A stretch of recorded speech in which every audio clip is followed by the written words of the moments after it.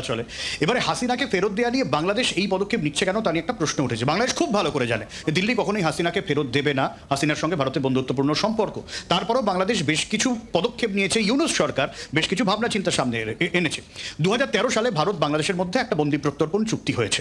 এই ক্ষেত্রে কোনো রাজনৈতিক বন্দীকে ফেরত দেওয়া যায় না, কিন্তু রাজনৈতিক বন্দির উদ্দেশ্যে যদি গুম খুন, জঙ্গিবাদকে প্রশ্রয় দেওয়া, দুর্নীতি এরকম অভিযোগ থাকে তাহলে প্রত্যর্পণের একটা নিদান ছিল।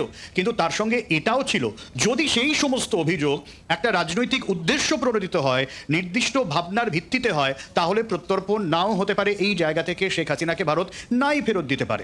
কিন্তু মাথায় রাখা দরকার, বিগত কয়েকদিন যদি দেখি শেখ হাসিনার বিরুদ্ধে ধীরে ধীরে ঘুঁটি সাজানো হয়েছে, একের পর এক মামলা দায়ের করা হয়েছে। সেই মামলাগুলোর সামনে রেখে হাসিনার বিরুদ্ধে যাতে রেড কর্নার নোটিশ জারি করা যায়, ইন্টারপোলের দ্বারস্থ হওয়া যায়, এরকম নানান তথ্য সামনে আনা হচ্ছে এবং ইনিশিয়ালি ভারতকে একটা জানিয়ে রাখা যে হাসিনাকে তারা ফেরত চাইছে।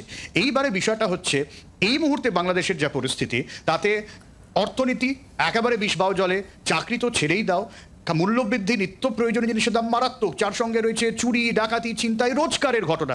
শুধু সংখ্যালঘু নয়, সংখ্যাগুরু যারা, তারাও এর থেকে রেহাই পাচ্ছেন না। বিভিন্ন জায়গায় এই স্লোগান উঠছে যে শেখ হাসিনার আমলেই আরও ভালো ছিল গোটা বিষয়। 2 হচ্ছে ভারত বিদ্বেষের গাজর, 3 হচ্ছে আওয়ামী লীগ বিদ্বেষী গাজর, 4 হচ্ছে সংস্কার হবে, নির্বাচন হবে, গণতন্ত্র ফিরবে, একটা দারুণ স্বাধীনতা পাবে বাংলাদেশ আবার নতুন করে, এই একটা গাজর। এবং অবশ্যই শেখ হাসিনা, মাথায় রাখতে হবে শেখ হাসিনাকে ফিরিয়ে আনা। আমরা দেখেছি এর আগে দীপুমণি সহ অন্যান্য আওয়ামী লীগের শীর্ষ নেতৃত্বে যখন নেতৃত্বের যখন গ্রেফতার করে আদালতে নিয়ে যাওয়া হচ্ছিল, তাদেরকে কিভাবে তার উপর হেনস্থার শুরু করা হয়। দীপুমণিকে তো মারধর করা হয়েছিল।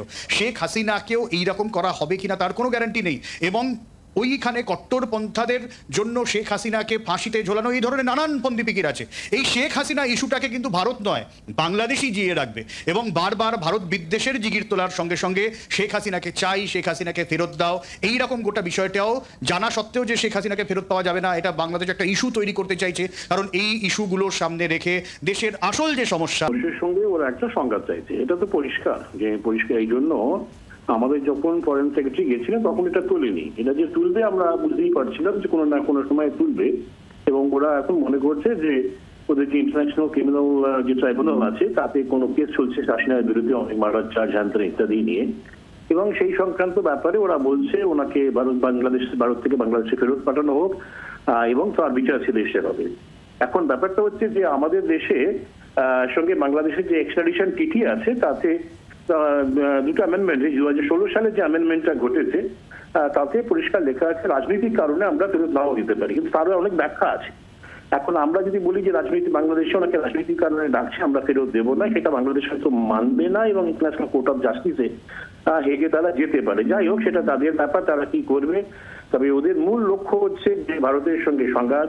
ভারত পরিষ্কার জানিয়ে দিয়েছে যে শেখ হাসিনা আমাদের দেশে আছেন এবং ভারত যদি ফেরত না দেয়, যেটা সবচেয়ে আমার দুশ্চিন্তা, ওরা কিন্তু সে দেশে যে সমস্ত সংখ্যালঘু মানুষ আছেন তাদের পণবন্দি হিসেবে ব্যবহার করার চেষ্টা করবে এবং তাদের উপর অকথ্য অত্যাচার, তাদের উপাসনাস্থল সেগুলোকে ভাঙার চেষ্টা করবে। এইগুলো কিন্তু হতে থাকবে ভারতের উপর। এগুলো হচ্ছে ভারতের উপর নানানভাবে চাপ সৃষ্টি করা। সেইগুলো ভারত, আমি জানি না ভারত এতকাল পর্যন্ত নরম ভাবটা দেখিয়েছে এবং সেই নরম ভাবটা আর কতদিন দেখাতে পারবে আমি জানি না, কিন্তু ওরা কিন্তু একটা কঠিন চাপ নিয়ে এলো ভারতের কাছে। সত্যি কথা, আপনারা যেটা বলছেন যে ওদের নানাবিধ অর্থনৈতিক সমস্যা, সেখান থেকে মুখ ঘোরাতে এটা করছে। এখন পুরোটা দেশটাই তো একটা, ওরা ভাবছে যে একটা হাসিনা বিরোধী একটা কিছু করতে পারলেই বুঝি বাংলাদেশে মুক্তি আসবে, হ্যান ইত্যাদি, সেই দিকেই ওরা যেতে চাইছে। একটা আলোড়ন সৃষ্টি করেছে ভারতের উপরে, একটা হঠাৎই খুব জোর দাঁড়িয়ে দাবি তুলে ধরেছে। এখন ভারত কি করে সেটাই দেখার, কি বলে সেটা দেখার।